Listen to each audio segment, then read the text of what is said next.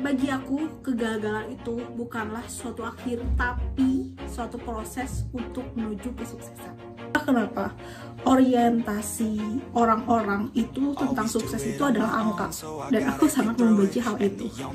Seperti gaji, contohnya, gaji yang tinggi artinya itu sukses, nilai yang tinggi artinya itu sukses. Terus apalagi, pokoknya sebenarnya yang aku bayangin tuh kebanyakan tuh orientasinya sama angka. Dan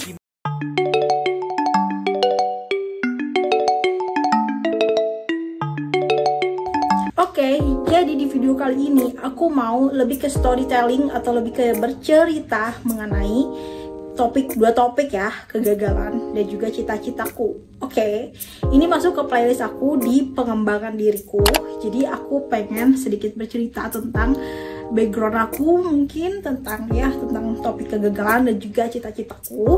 Oke, jadi yang pertama aku pengen bahas tentang kegagalan dulu. Jadi sebenarnya aku pengen negasin ke kalian bahwa kegagalan itu sebenarnya bukanlah suatu akhir, tapi itu adalah suatu pembelajaran untuk bisa memperbaiki diri kita ke depannya agar kita bisa mencapai tujuan yang kita inginkan. Jadi buat kalian yang merasa aku gagal nih, aku nggak berguna nih, aku nggak bermanfaat nih, aku tidak membanggakan nih, kalian nggak boleh merasa kayak gitu. Di video ini kalian harus percaya bahwa kalian yang lagi nonton videoku adalah kalian orang yang akan berhasil di kemudian hari. Kuncinya adalah keyakinan, percaya diri, usaha, berdoa, dan keberuntungan. Oke, jadi aku tuh pengen ceritain tentang sedikit backgroundku dulu di masa kecil gitu ya. Aku jujur, dari aku kecil sampai aku sekarang dewasa, aku bukan suatu anak yang mempunyai prestasi akademik yang baik. Aku bisa terbilang sangat sedang atau standar, jadi nggak yang bawah, nggak yang tinggi juga. IPK aku cuma 3,26, dan itu menurutku terbilang standar, nggak kecil, nggak gede juga gitu. Nah, di sini aku mau kasih tahu tentang kegagalanku pada saat waktu aku masih kecil gitu. Sebenarnya aku dari kecil merasa aku tuh kayak udah didoktrin dengan lingkunganku sendiri gitu. Lingkungan apa? Mungkin dari orang tua, gak dari guru, dari teman-teman, itu udah kayak aku tuh kayak udah dicap sebagai orang yang gagal.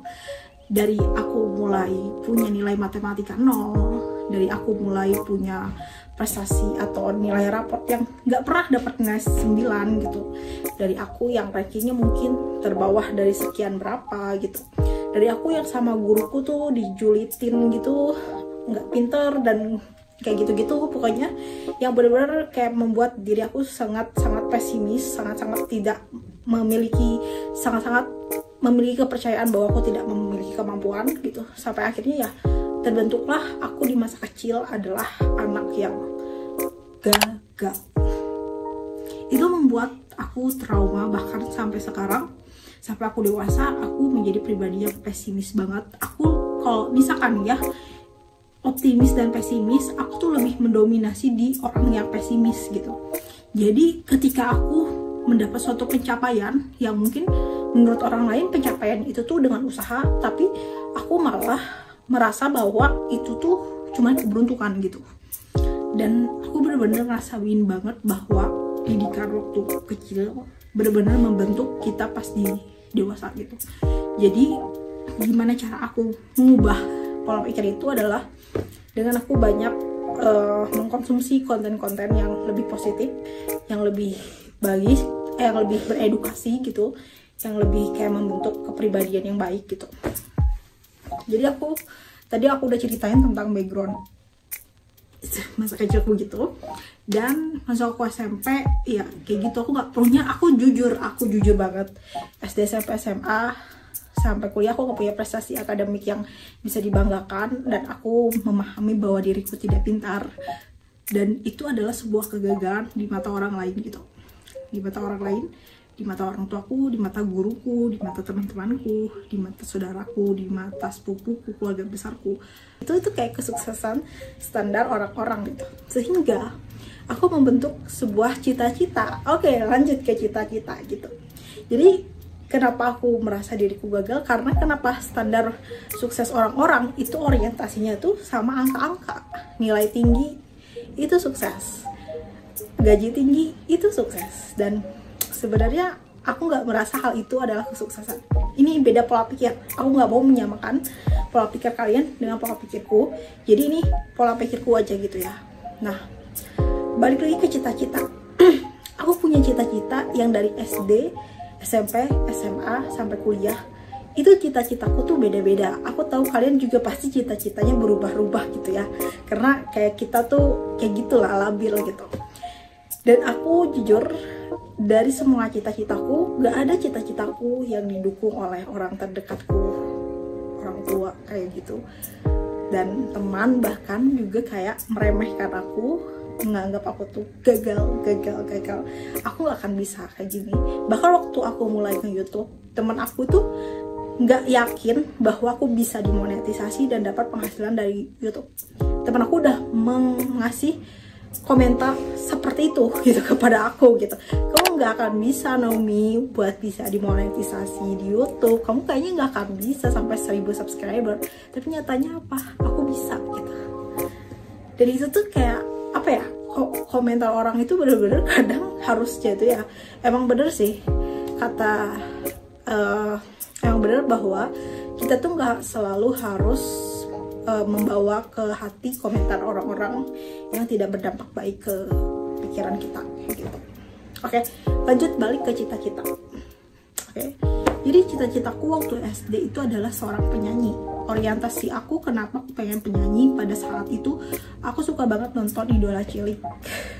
Idola cilik, kalau kalian yang seumuran sama aku pasti pernah nonton idola cilik. Dan itu tuh adalah kalau misalkan pemenangnya juara 1 atau juara 2, juara 3 itu dapat uang gitu. Uangnya itu lumayan besar. Dan aku tertarik untuk ikutan idola cilik. Tapi aku juga sadar diri bahwa suaraku tidaklah bagus gitu. Dan aku pernah nulis di catatan yang pernah aku tunjukin tadi, bahwasanya aku dulu agak gokil gitu. Aku pernah kayak naik ke atas panggung, ke atas speaker gitu, seolah-olah aku nyanyi dan aku tuh ditonton oleh banyak orang. Dan itu benar-benar masa kecilku yang menurutku membekas sampai sekarang. Terus juga waktu SMP aku tuh cita-citanya ingin kuliah di UPI, dan alhamdulillah itu tercapai, terkabul. Kenapa aku pengen kuliah di UPI? Karena guru-guruku tuh banyak yang kuliah di sana dan aku kayak tertarik gitu. Aku mulai searching tentang UPI dan ternyata bagus ya kayak gitu-gitu. Dan alhamdulillah terwujud. Waktu SMA itu aku punya 2 cita-cita. Yang pertama adalah penulis, yang kedua adalah psikolog. Kenapa aku tertarik untuk bercita-cita menjadi penulis? Karena aku suka nulis cerita gitu di Microsoft Word. Aku suka kayak nulis cerita-cerita gabut gitu, kayak seakan-akan aku akan bikin novel yang akan dipublish di seluruh Indonesia gitu. Dan terus waktu kelas 3 aku cita-citanya jadi psikolog. Aku pengen ke psikolog Unpad. Dan kenapa aku tertarik untuk psikolog? Karena aku tuh kayak suka memahami atau bersimpati berempati gitu ya dengan curhatan atau cerita temanku. Dan aku tuh kayak ada ketertarikan ingin mempelajari kenapa sikap mereka tuh kayak gitu. Apa sih yang membuat mereka tuh bisa kayak gitu? Apakah dari background keluarganya kah? Apakah dari lingkungan sosial? Apakah dari karakternya kayak gitu-gitu? Jadi aku tertarik untuk jadi psikolog, tapi tidak disetujui oleh keluargaku untuk ambil jurusan kuliah psikolog. Dan akhirnya pada saat aku kuliah, aku ambil jurusan pendidikan ekonomi. Padahal aku sama sekali tidak terpikir di otakku bahwa aku akan masuk ke jurusan itu, tapi aku keterimanya di jurusan pendidikan ekonomi. Pada saat kuliah, cita-citaku hanya satu, yang penting lulus dulu. Sangat template sekali, karena benar-benar susah banget bagiku pada saat itu untuk bisa lulus, karena ini agak aib sih ya. Tapi ya udah, aku kasih tahu aja bahwa aku lulus nggak tepat waktu. Jadi aku 12 semester. Artinya aku menjadi donatur kampus itu sebanyak 4 kali, 9, 10, 11, 12. Bukan sesuatu yang membanggakan, ini bahkan sesuatu yang memalukan, tapi ya udah nggak apa-apa. Dan sekarang kalau misalkan ditanya, Kak, sekarang cita-citanya mau jadi apa? Aku pribadi nggak tahu cita-citaku yang profesi gitu ya. Aku juga nggak mau kasih tahu ke kalian kalaupun aku ada di otakku, karena cita-citaku yang paling banget pengen aku wujudkan adalah aku menjadi manusia yang bermanfaat untuk orang-orang terdekatku dan juga manusia yang layak menjadi penghuni surga. Udah itu cita-citaku tuh. Udah itu, bener-bener itu kayak agak template, tapi sebenarnya itu bener-bener cita-citaku banget. Manusia yang bermanfaat itu kan banyak ya guys ya, maksudnya ya profesi guru juga kan manusia bermanfaat, profesi dokter juga kan manusia bermanfaat. Jadi ya aku mengarah ke situ, ke manusia yang bermanfaat, walaupun aku nggak tahu jalanku bakalan kemana gitu. Dan aku jujur ya, ini tuh bener-bener prepare-nya tuh sedikit banget, karena itu kayak lebih ke storytelling, cerita yang gak penting. Aku juga nggak tahu bakalan banyak yang nonton atau enggak, karena itu kayak lebih aku pengen sharing aja tentang sebuah kegagalan dan cita-citaku.